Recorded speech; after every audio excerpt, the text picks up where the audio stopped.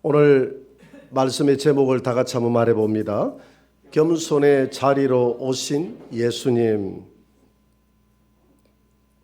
오늘 이 누가복음 2장 1절 2절은 우리 예수님의 그 탄생의 역사적 배경을 소개하고 있습니다. 당시 이스라엘은 로마의 지배를 받았고 로마의 황제인 이 가이사 아구스도는 천하로 자기가 지배하는 모든 국가에 명을 내려서 호적을 해라. 한 사람도 빠짐없이 호적을 해라. 이렇게 이야기를 했습니다. 왜 이렇게 지시를 했느냐 하면 당시에는 행정조직이 동사무소가 있고 해서 이렇게 원활한 때가 아니었습니다. 그래서 많은 사람들이 국가의 그 인원에서 빠져 있었다는 것이죠. 과거에 중국에서 한 15억 정도 되니까 중국에도 이 호적에 빠져 있는 사람들이 수많은 사람들이 있었다고 하지 않습니까? 이 호적에 빠지면 뭐가 안 되느냐 하면 세금을 못 거두는 거예요. 이 인두세라고 했어요. 당시에 여러 가지 세금이 있습니다만은 이 인두세가 가장 큰 세금이거든요. 로마는 당시에 군사국가였습니다. 전 세계를 지배하려고 하니까 많은 군인들이 필요했고 많은 나라의 군인들을 주둔시켰고 그러다 보니까 그들에게 월급도 줘야 되고 그들이 생활하는데 엄청난 돈이 들어갔습니다. 그래서 이 거대한 군대를 유지하기 위해서는 많은 돈이 필요로 했고 그 많은 돈이 어디서 나옵니까? 자기가 지배하는 모든 나라의 세금을 통해서 나오는 것입니다. 그래서 한 사람도 이 인두세에 빠지는 자가 없어야 되겠다. 이렇게 생각을 해서 한 사람도 빠지지 말고 호적을 해라. 그래서 호적을 하기 위해서는 본적지로 돌아가야 됩니다. 그래서 당시에 이 요셉은 이 마리아와 정혼한 상태였습니다. 정혼한 상태였기 때문에 아직까지 이 마리아와 동침하지 않더라라고 했어요. 왜냐하면 성령으로 아기가 잉태돼서 자라고 있었기 때문입니다. 이 아이가 태어날 때까지 동침하지 않더라. 그렇지만 이미 정혼을 했기 때문에 이제 요셉의 고향으로 부부간에 같이 내려가야 되는 거예요. 그래서 요셉의 본적지가 어디냐 하면 베들레헴입니다. 요셉이 지금 살고 있는 곳이 어디입니까? 나사렛입니다. 나사렛에서 베들레헴까지 내려가야 되는 거예요. 한번 그림을 한번 떼어볼래요? 지도를 한번 봅시다. 저렇게 직선 거리로 120km입니다. 120km면 우리 여기 부산에서 대전까지가 200km고 부산에서 대구까지가 88km니까 대구를 조금 더 벗어난 거리 정도 그 정도 거리를 사실 이 산모가 10달이 만삭이 돼가지고 걸어간다는 게 쉬운 일이 아니죠. 물론 이 나귀를 타고 갔을 수가 있죠. 그래도 이 쉬운 일이 아니죠. 본적지로 이렇게 갔습니다. 그러면 왜 베들레헴으로 내려가서 우리 예수님이 베들레헴에서 탄생을 해야 되느냐라는 그런 문제에 우리가 직면을 합니다. 나사렛에서 나면 되지 않느냐라고 하는데 우리가 베들레헴에서 태어나야 될 이유는 구약의 예언을 이루기 위해서입니다. 첫째는 구약의 예언을 이루어야 되겠죠. 구약 미가서 5장 2절에 보면 이런 예언이 되어 있어요. 같이 한번 읽어봅니다. 베들레헴 에브라다야 너는 유다 족속 중에 작을지라도 이스라엘을 다스릴 자가 내게서 내게로 나올 것이라. 그의 근본은 상고의 영혼에 있느니라. 베들레헴 에브라다야 이렇게 이야기했습니다. 베들레헴이라는 말은 떡집이라는 말 아닙니까? 그런데 이 베들레헴의 옛 이름이 에브라다입니다. 우리 김해의 옛 이름이 가야죠. 그것처럼 김해 가야국이여 이런 말이죠. 베들레헴 에브라다여 뭐 이렇게 이야기를 했습니다. 그런데 너는 작을지라도 라고 했습니다. 큰 도시가 아니라는 것이죠. 조그마한 도시였는데 이스라엘을 다스릴 자가 내게서 나올 것인데 그의 근본은 사람이지만 그의 근본은 어떤 존재냐? 상고의 태초니라. 아주 오랜 옛날에 태초라는 것입니다. 시작이라는 것이죠. 그래서 이 태초를 히브리어로 보니까 케뎀이라고 했는데 이 케뎀이라는 말은 영원이라는 말입니다.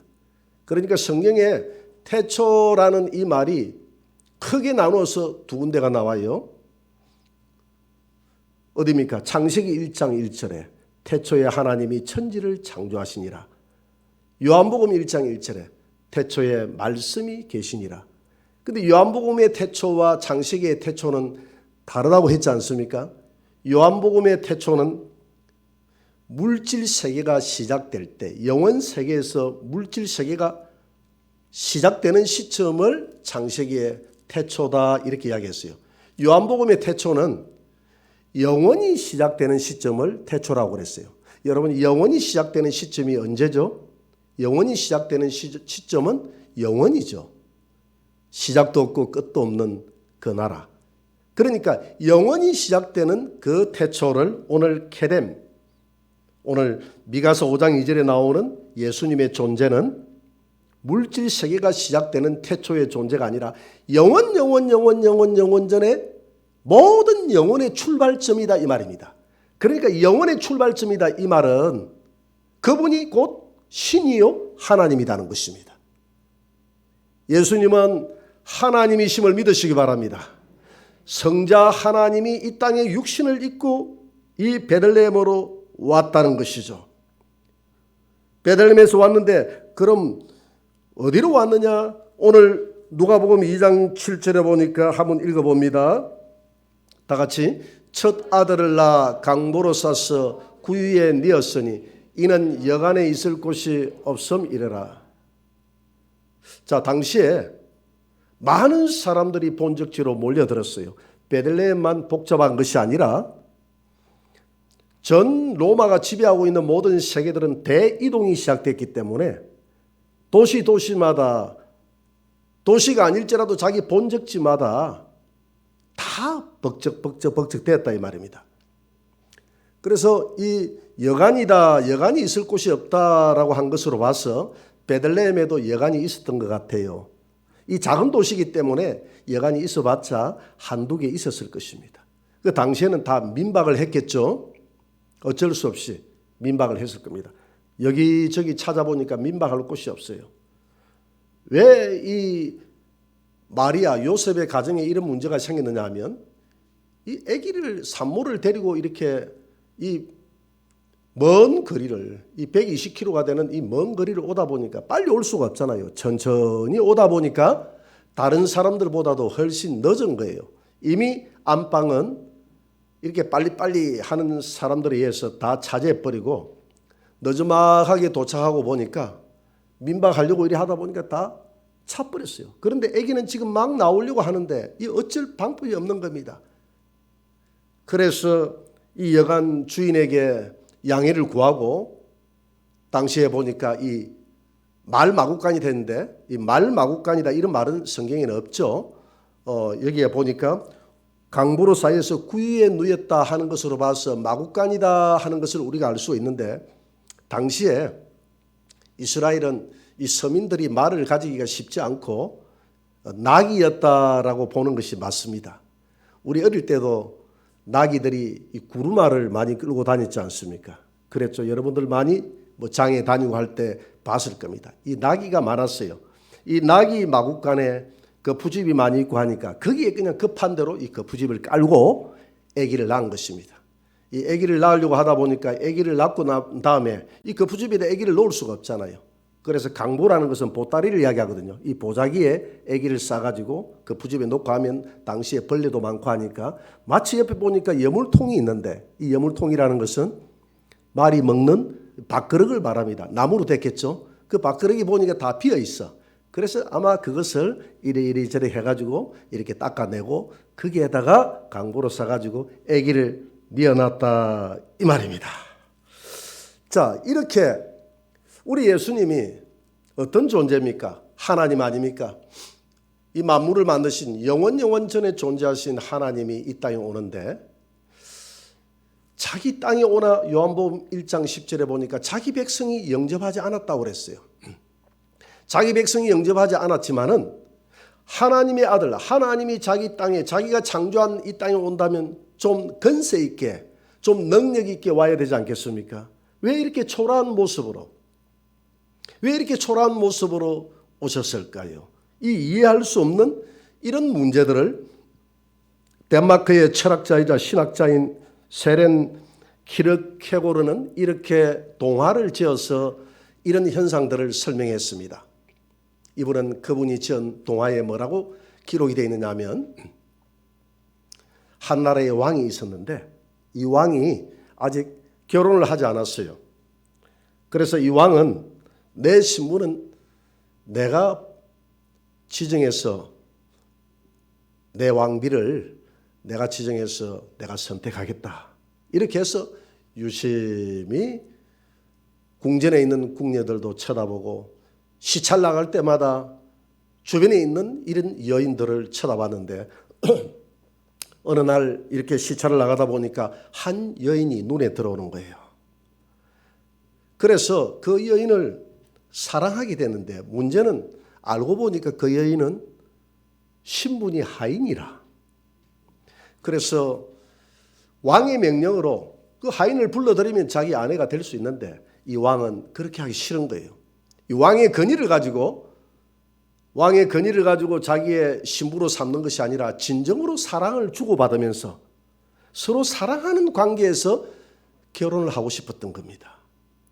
그런 고민을 가지고 있었는데 이 궁정의 지혜자가 왕에게 건의를 합니다. 왕이여, 그러지 마시고, 왕이 그분하고 사랑을 나누려고 하면 왕이 차라리 왕복을 벗고 하인의 복장을 하고 내려가서 그 여인과 한번 사랑을 나눠보는 것이 어떻겠습니까? 그거 좋은 생각일세. 그래서 호위 보디가드들을 주변에 쫙 깔아놓고 이 남모르게 이 여인 몰래 하인의 복장을 하고 내려가서 이 여인을 만나고, 또 우연히 만난 것처럼 해서 또 만나고 사랑을 주고받고, 이렇게 하면서 사랑이 싹을 태워서 나중에 왕비로 모셨다, 이런 내용입니다. 바로 이와 같은 것이죠. 하나님이 우리 인간을 사랑하는데 하나님과 우리 인간은 너무나 거리가 멀어요. 너무나 거리가 멀지 않습니까? 하나님이 인간을 아무리 사랑한다 한다 할지라도 그 사랑을 우리가 어떻게 이해할 수 있겠습니까? 그래서 하나님이 친히 이 땅에 육신을 입고 오신 거예요. 그래서 요한복음 우리가 3장 16절에 보니까 하나님이 세상을 이처럼 사랑하사, 이 말은 우리 인간을 이렇게 사랑하사, 인간을 구원하기 위해서 그 하늘의 그 거대한 그 왕의 복장을 버리고 인간의 형상을 하고 이 땅에 오신 분이 바로 예수님이다 하는 것을 믿으시기 바랍니다. 그러면 이 예수님이 왜 이렇게 마국간으로 왔느냐? 왜 이렇게 태어나야 되느냐? 오늘 스가랴 9장 9절에는 이렇게 예언하고 있습니다. 한번 같이 읽어봅시다. 시온에 따라 크게 기뻐할지어다. 예루살렘에 따라 즐거이 부를지어다. 보라, 내 왕이 내게 임하시나니 그는 공의로우시며 구원을 베푸시며 겸손하여서 나귀를 타시나니 나귀의 작은 것 곧 새끼 낙이니라. 나귀 새끼니라. 자, 우리 예수님은 돌아가실 때 나귀 새끼를 타고 들어가셨어요. 태어날 때도 나귀 마국간에 태어나셨습니다. 이건 뭘 의미하는지 하면 오늘 말씀의 제목대로 이 땅에 낮은 자의 모습으로 오신 것입니다. 권세자의 모습으로 오시지 않고 가장 낮고 가장 천한 자리로 오셨다 이 말입니다. 가장 겸손한 자리로 오셨다 이 말입니다. 그래서 사도 바울은 빌립보서 2장 8절에서 이런 예수님의 모습을 이렇게 기록하고 있습니다. 사람의 모양으로 나타나사 자기를 낮추시고 자기를 겸손하게 하시고 죽기까지 복종하셨으니 곧 십자가에 죽으심이라. 예수님은 왜 자기를 낮춰야 됩니까? 우리 인간이 지었던 죄가 교만 죄이기 때문에 그렇습니다. 높아지려고 하는 죄 때문에 우리 인간이 범죄했기 때문에 그렇습니다. 인간만 이렇게 범죄한 것이 아니라 천사들도, 타락한 천사들도 높아지려고 했기 때문에 쫓겨난 것입니다.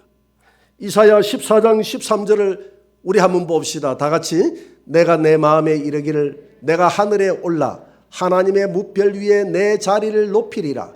내가 북극 지폐의 산 위에 앉으리라. 내가 올라가서 하나님과 한번 비교보리라. 이 누가 한 말입니까? 루시퍼가 한 말입니다. 이 천사장 루시퍼가 한 말이에요.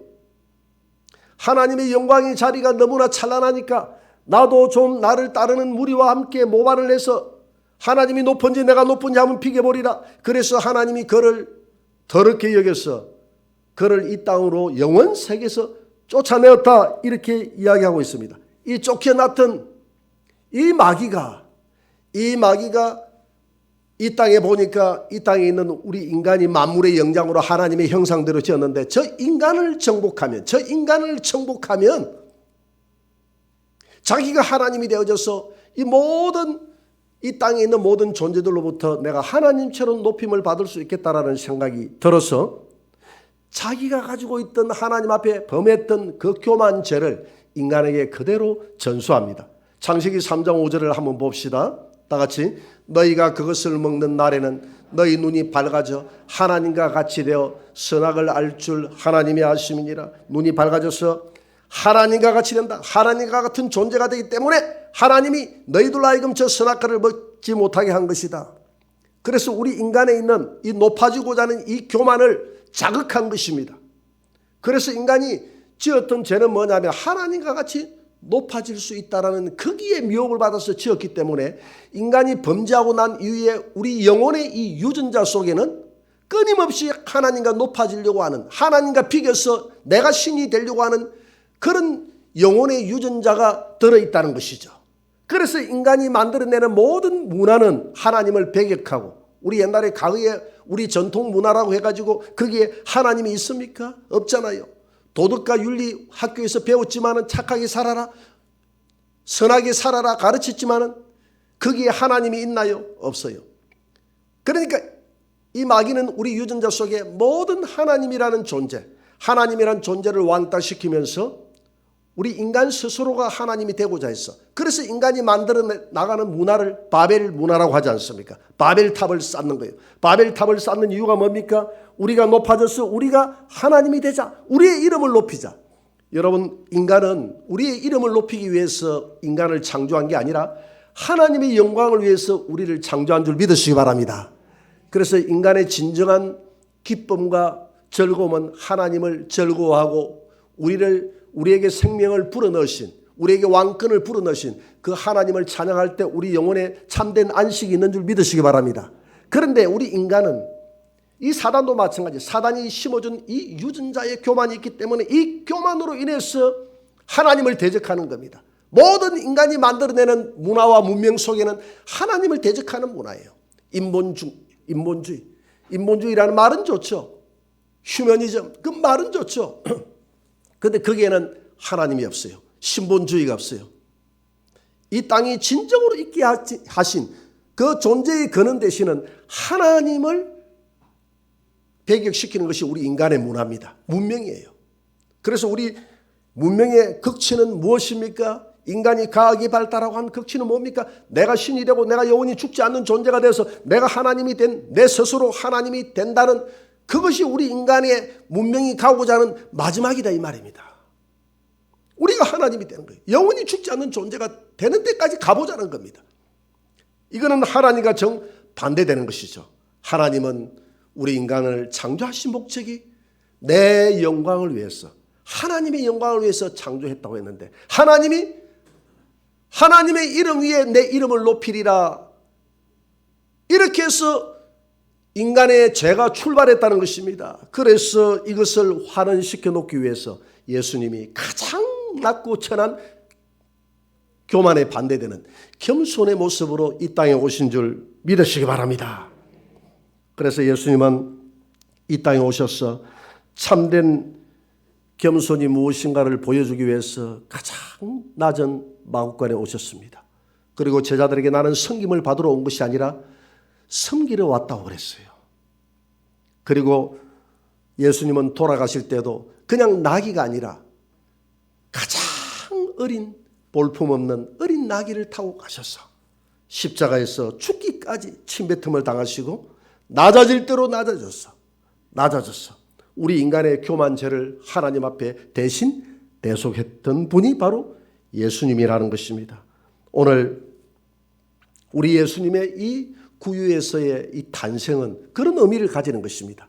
우리 예수님이 왜 베들레헴의 말 마구간에서 이 나귀 마구간에서 탄생을 해야 되느냐? 바로 우리의 그 겸손을 회복하기 위해서. 오늘 예수님이 새벽에 탄생했는데 우리 하루 전에 우리 교회 우리 정명도 우리 형제 또 이서연 자매가 아기를 낳았어요. 아기를 낳았는데 아기 이름을 은결이라고 지었습니다.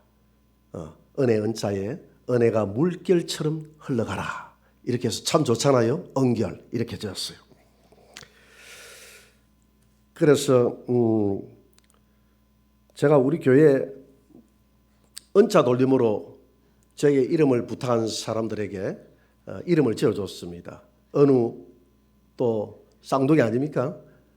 은찬이. 또 저 부산에 있는 박성아 집사님 아들은 은준이 이렇게 지었어요. 이렇게 이름을 지어줬는데 이 명도 집은 보니까 큰아들이 은찬이야. 그리고 둘째가 지금 은성이야. 그 세 번째도 이제 은자 돌림으로 지어야 되지 않습니까? 그래서 제가 내한테 부탁을 하면 내가 뭐라고 이름을 지어줘야 되지 하고 내 나름대로 머릿속에 이름을 생각을 해놨어요. 그래서 내가 전화를 해가지고 너 이름 지었니? 물어봤어요. 물어보니까 목사님 지어주세요 이렇게 할 줄 알았는데 네 지었어요. 뭐라고 지었니? 은결이라고 지었어요. 너무 놀라운 이름을 지은 겁니다. 은결이라는 이름을 찾아보기 어렵거든요. 이 은혜 은자를 성도들이 너무 많이 써가지고 이 은자 들어가는 이름을 지을 이름이 없더라는 거예요. 근데 사실 제가 마음속에 생각해둔 이름은 은백입니다. 정은백 얼마나 멋있습니까? 그죠? 이 은혜 은자에 백자 깨끗할 백자 은혜롭고 깨끗하게 살아라 이렇게 해서 은백에다 지었는데요. 이 서연이가 눈치가 빠른 것 같아요. 목사님 286이라 목사님한테 이름을 부탁을 하면 틀림없이 상고에 이런 이름을 지을 것이다. 아주 고풍스럽게 이름을 지을 것이다. 눈치를 끌고 이 은백이라 했으면 얼마나 기절초풍했겠습니까? 그래서 은결 한층 멋있게 은결이라고 지었어요. 하여튼 이름을 참 잘 지은 것 같습니다. 우리 옥하는 목사님이 고 옥하는 목사님 사랑의 교회 목사님이 과거에 생존에 있을 때 이 성탄절 설교하는 것을 제가 한번 들어봤습니다. 들어보니까 뭐라고 설교를 했냐면 우리 그리스도인들이 좀 아기를 많이 놓읍시다 이러더라고요. 그래서 우리 청년들은 이제부터 결혼을 하면 좀 목표를 조정해서 한 가정에 그냥 9명씩 높자고 이렇게 이야기하더라고요. 9명씩 출산을 해보니까 이 몇십 년만 지나면 우리나라의 기독교율이 50%를 넘어간다는 거예요. 이 전도하기 어려운 이 시국에 우리가 아기를 많이 낳아 이 나라를 기독교 국가로 만들자고 이렇게 호소를 했더라고요. 그래 지금 생각을 해보니까 그래도 우리 교회는 천국으로 가시는 분보다 앞으로 천국에 갈 우리 아이들이 더 많이 태어나고 있는 거예요 지금. 할렐루야. 이게 더 희망 아닙니까? 물론 가는 것도 은혜예요. 그렇잖아요. 가는 것도 천국에 가는 거니까 은혜인데 앞으로 천국을 위해서 일할 일꾼들이 우리 교회에 더 많이 태어나고 있다는 것도 이 은혜 아닙니까? 요즘 많이 태어나고 있어요. 아이들이. 우리가 이 땅에 살아가면서 사람들이 겪는 그 고통을 상고의 고통이라고 하지 않습니까? 해산의 고통이다. 그렇게 이야기하죠. 그 보니까 우리 서연 자매가 아기를 낳을 때 힘들게 이번에 낳았어요. 보니까 아기가 그 할머니한테 전화가 왔어요. 목사님 좀 급하게 기도를 부탁합니다. 아기가 이거 머리가 아래쪽으로 나와가지고 빨리 나와야 되는데 이 하늘을 쳐다보고 있어가지고 아기를 못 놓고 있다는 거예요 지금. 그래서 또 전화기를 잡고 또 간절히 기도를 해줬습니다. 기도를 해줬는데 그렇게 해서 참 우리가 이 아기를 낳는 것이 얼마나 큰 고통입니까? 나는 남자가 돼서 아기를 안 낳아봐서 모르겠는데, 그래서 요즘 보니까 아기를 낳을 때 우리 남편들을 그 분만실에 집어넣는다고 하대요. 아내가 얼마나 그 고통스럽고 힘들게 아기를 낳는가를 남편으로 하여금 쳐다보라는 것입니다.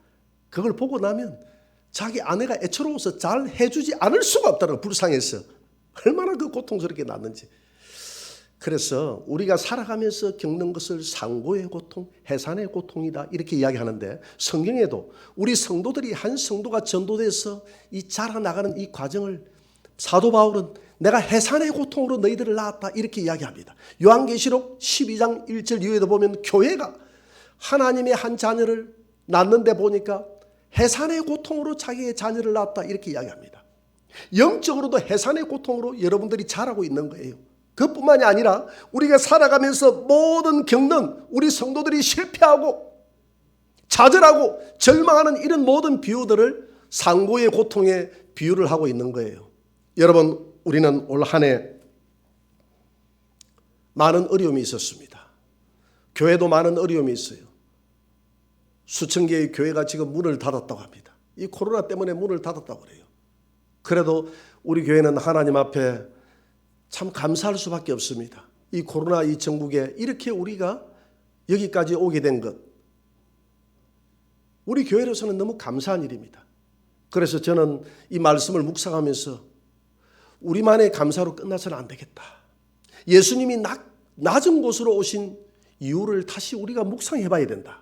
잠시 우리의 삶의 브레이크를 밟고, 하나님이 이 코로나가 지금 2년 가까이 됐는데도 멈추지 않는 것은, 유행병이 이렇게 오래 간 적이 없거든요. 멈추지 않는 것은 정신없이 달려가는 이 세상 사람들아, 모든 하는 일들을 멈추고 잠시 브레이크를 밟고 한번 우리의 삶을 돌아보라고 하나님이 우리에게 주신 줄 그렇게 우리 믿읍시다. 그래서 우리는 낮은 곳으로 오신 주님의 의미가 뭔가, 이 나귀의 마구간으로 오실 수밖에 없는 주님의 이유가 뭔가. 여러분, 우리가 실패했다면, 우리가 더 낮아졌다면, 우리가 더 좌절한다면 그 순간은 우리가 하나님을, 낮은 곳으로 오신 하나님을 만날 수 있는 그런 절호의 기회인 것을 믿으시기 바랍니다. 그래서 우리는 이 성탄절을 맞이해서 우리 교회도,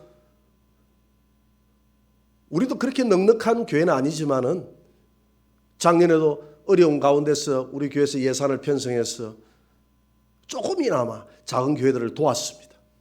올해도 좀 그렇게 했으면 좋을 것 같아요. 또 교회 안에도 정말 어려운 사람이 있다면 좀 그런 사람들을 좀 돕고 지나가는 이런 성탄절이 되었으면 좋겠습니다. 오히려 요란한 성탄이 없음을 또 한편으로는 감사드려요. 왜냐하면 그 뉴스에 보니까 올해는 산타가 없는 성탄이었다 이렇게 나오더라고. 올해는 예수님이 없는 성탄이었다. 성탄의 주인공이 산타가 되어버렸어요. 지금은 어느 순간에 세상은 산타가 성탄의 주인이 되어버렸다. 그래서 우리는 조용히, 세상은 막 굴러간다면 이 산타 온 세상이 자기들의 축제로 끝이 버릴 것입니다. 정작 이 땅의 주인공으로 오신 예수님은 소외될 것입니다. 얼마나 예수님 서운하겠습니까? 아무도 자기를 반겨주지 않고 존재도 없는 산타를 높이고, 존재도 없는 저 크리스마스 추리 앞에서 세상 사람들이 흥청망청 즐기는 시간으로 하나님이 나신 거룩한 날을 이렇게 만들어버렸으니, 오히려 우리는 이런 조용한 때에 조용하게 예수님이 탄생하신 이 날을 한번 돌아보고, 어렵고 힘든 이웃들을 좀 돌아보면서 주님의 탄생을 그들과 함께 나누는 그런 성탄이 되었으면 좋겠다. 그래서 여러분, 우리 교회도 많은 병들어서 올해 치료받았던 많은 사람들이 있고, 지금도 병원에 누워있는 성도들도 있습니다. 이번 성탄을 맞이해서 우리 성도들 중에서 안 보이는 사람이 누가 있는가를 한번 돌아보시고, 그런 분들에게 전화 한 통 줄 수 있고 문자 한 통 드릴 수 있는 성탄이 되기를 바랍니다. 실패하고 좌절하고 울고 있는 사람이 있다면, 집사님이 힘을 내세요, 제가 기도할게요, 그렇게 한번 전화라도 하고 문자라도 하나 주고 또 말 대접이라도 할 수 있는 그런 성탄이 되기를 주의 이름으로 축원합니다.